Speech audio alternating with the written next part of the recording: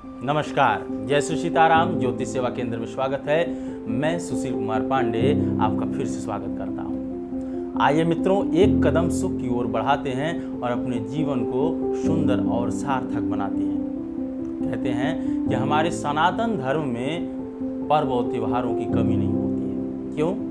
क्योंकि हम लोगों में इतनी श्रद्धा है, इतना ईश्वर में विश्वास है, इतना प्रेम है, जो कि हमारा हर एक दिन दिवाली की तरह माना जाता है। लेकिन कहीं न कहीं हमारे जीवन में समस्याओं का अंत नहीं होता है, जिससे कि सुखी पूर्वक जीवन में जैसे लगता है कि ग्रहण लगा हुआ है। सूर्य तो है, प्रकाशवान तो है, परंतु ग्रहण लग जाने की वजह से ऐसा लगता है कि कहीं न कहीं ऐसा है जिससे कि हम अभी पीछे हैं। मेरे प्रिय दर्शकों, सिर्फ सोचने से कुछ नहीं होगा, करना पड़ता है। अभी जो त्योहार आया हुआ है नवरात्रि के त्योहार में हमें ये करना चाहिए कि ये माता देवी दुर्गा जी का दिन माना जाता है।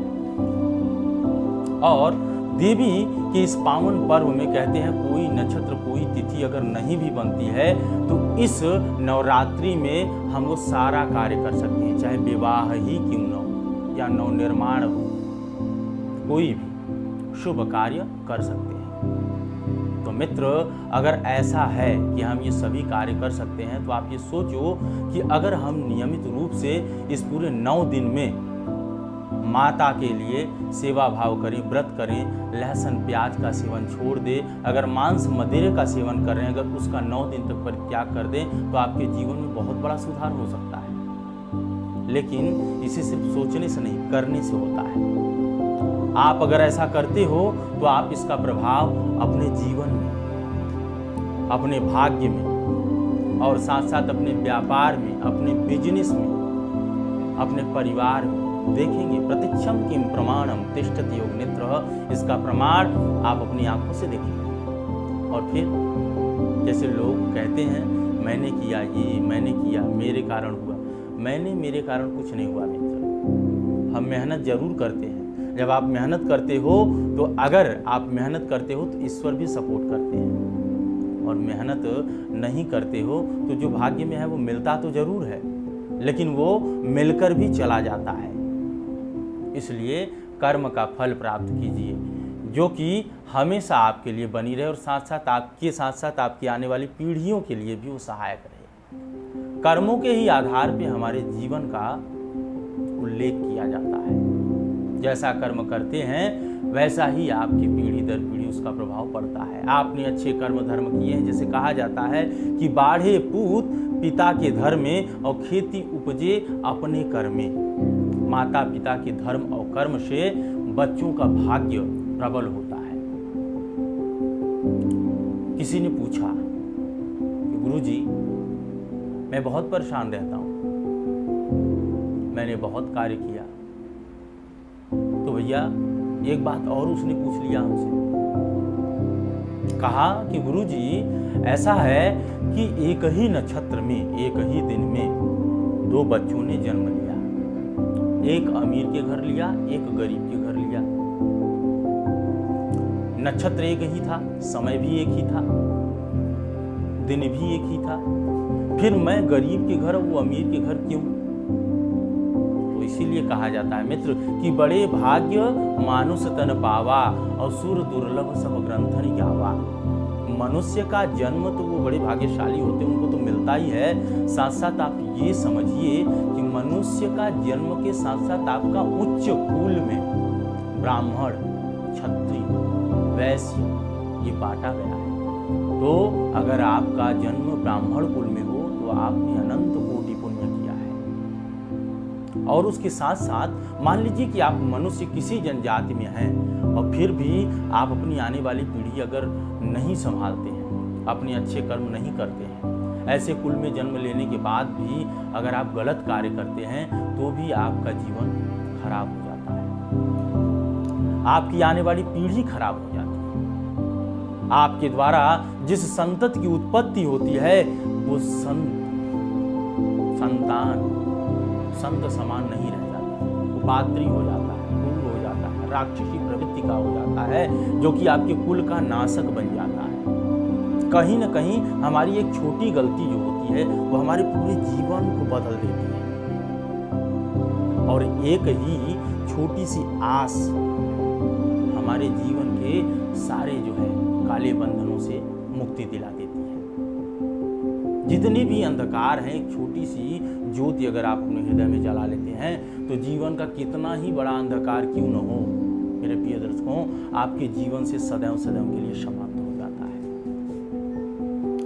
मैं तो हमेशा कुछ न कुछ ही बोलता रहता हूँ, बताता रहता हूँ, पता नहीं आप लोगों को समझा पाता हूँ कि नहीं, आप लोग हमारी बातों को समझ पाते हैं कि नहीं, लेकिन फिर भी मैं ये कोशिश करता हूँ कि हमारे पास जो आप लोगों को प्रेम से माता पिता गुरु के आशीर्वाद से ईश्वर की कृपा से है, वो मैं आप लोगों को बताता हूँ। चाहे आप अपना छोटा भाई, छोटा मित्र, गुरु भाई, मित्र, जो भी समझकर अगर आप हमें सुनते हैं, आपके स्नेह प्यार से ही हम ये कोशिश करते हैं। देखिए, हम तो सीधी सी बात जानते हैं कि मोह माया सबको होता है, अपने जीवन का, अपने कार्य का, अपने समय का।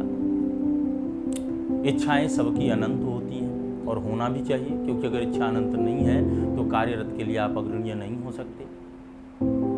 तो सोचना समझना चाहिए, विचार करना चाहिए, लक्ष्य को साधना चाहिए। जब तक लक्ष्य को आप साधेंगे नहीं, तब तक उसे आप प्राप्त नहीं कर सकते। हम अपने जीवन में कर्म धर्म अगर नहीं कर पाते हैं, तब हमें विशेष धर्म और दान पे ध्यान देना चाहिए। आप कर्म अगर सही नहीं कर पा रहे हो, कोई भूल चूक हो रही, तो उसके निमित्त आप किसी को दान दे दिए, कुछ भोजन करा दिए, भूखों का पेट भर दिया, किसी असहाय लोगों की सहायता कर दी, वृद्ध, गौ, पागल, इनको सहारा दे दिया, माता पिता के चरणों को स्पर्श कर लिया, माता पिता के चरणों को दबा दिया, तो भी आप बड़े से पाप से कट जाते हैं। माता पिता का सेवा करना मामूली बात नहीं। बड़े सौभाग्यशाली होते हैं वो लोग जिनको ये अवसर प्राप्त होता है। लेकिन इस कलयुग में ऐसे भी लोग पड़े हुए हैं जो वही माता पिता उनको बोझ लगने लगते हैं, लेकिन वो ये भूल जाते हैं कि आज ये हमारे माता पिता हैं, कल हम भी बनेंगे, हमारा भी पुत्र होगा। क्या हो सकता है हमारे साथ? क्या यही होगा या इससे ज़्यादा होगा? तो आप ये जान लीजिए कि जो भी होता है, चाहे अच्छा हो चाहे बुरा हो, वो जब भी वापस आता है तो ब्याज सहित वापस आता है, इसमें कोई संदेह नहीं है। कर्म नहीं करते हैं, इच्छा बड़ी बड़ी है। ग्रह गोचरों को ध्यान देना, अपने दिनचर्या पे ध्यान देना, सूर्य को जल देना, घर में पूजा पाठ करना, ब्राह्मणों के द्वारा, ये सुख समृद्धि का कारक होता है। कभी कभी हमारे ग्रह गोचर ऐसे होते हैं क्योंकि ग्रह अधीनम जगत सर्वम, इस ग्रह के अधीन तो पूरा संसार है। इनका प्रभाव जैसा हमारे ऊपर पड़ता है वैसे ही हमारे विचार, मति, बुद्धि, शरीर, वाणी सब बन जाता है, वैसे लोगों से जोड़ता है। इसलिए ग्रहों को ध्यान दीजिए। अपने जीवन में अगर ज़्यादा परेशान हैं तो अच्छी अच्छी पुस्तकों को पढ़िए, भजन, सत्संग, अच्छी बातें, वृद्ध बुजुर्गों के साथ बैठिए, बहुत कुछ सीखने को मिलेगा, जिंदगी संवर जाएगी। आशा करते हैं कि जो हमने आपको बताया उससे आप लोग संतुष्ट होंगे, और आपको अगर कोई भी तकलीफ हो तो दिए गए नंबर पे आप हमसे संपर्क कर सकते हैं, और साथ साथ अपने प्रेम के लिए इस चैनल को सब्सक्राइब करिए। और मैं फिर भी ढेर सारी जो है बात, तो मैं फिर आऊँगा आप लोगों का प्रेम पाने के लिए, आशीर्वाद पाने के लिए। क्योंकि मित्रों, कहते हैं कि अगर कहीं न कहीं आपका जीवन कुछ अच्छा होता है हमारे इन बातों से, हमारे पुराणों से, हमारे सनातन धर्म से, तो कहीं न कहीं अगर आप हमारे लिए नहीं सोचेंगे तो दूसरों का भला जरूर करिए। क्योंकि ऐसे कितने हैं जो कि बेचारे भटक रहे हैं, तो उनको मार्गदर्शन दिखाने के लिए आपका अगर भला होता है, एक कदम की सुख और आप बढ़ाते हैं, आपका जीवन सुंदर होता है, तो दूसरे के भी जीवन में आप उजाला करने की कोशिश करिए। मैं फिर आपसे मिलूँगा इसी समय, इसी टाइम।